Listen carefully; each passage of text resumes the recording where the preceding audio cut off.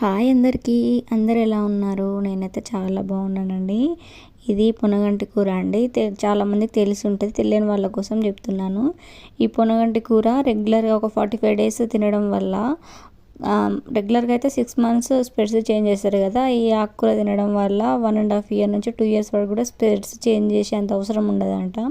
ఎందుకంటే ఐసైట్ అనేది పెరగదు, అంతే ఉంటుంది, లేదంటే తగ్గిపోతుందంట.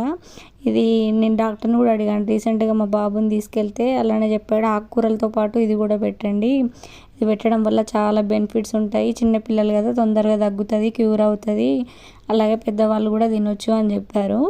అయితే మా ఫ్రెండ్ కూడా చెప్పింది రీసెంట్గా, పొనగంటి కూర నేను 30 డేస్ తిన్నాను, నాకు ఐసైట్ పెరగలేదు, నేను 3 ఇయర్స్కి స్పెడ్స్ చేంజ్ చేశాను, 6 మంత్స్ చేంజ్ చేయాల్సింది అని చెప్పింది.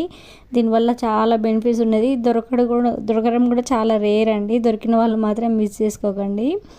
Thanks for watching. Please subscribe my channel. Thank you.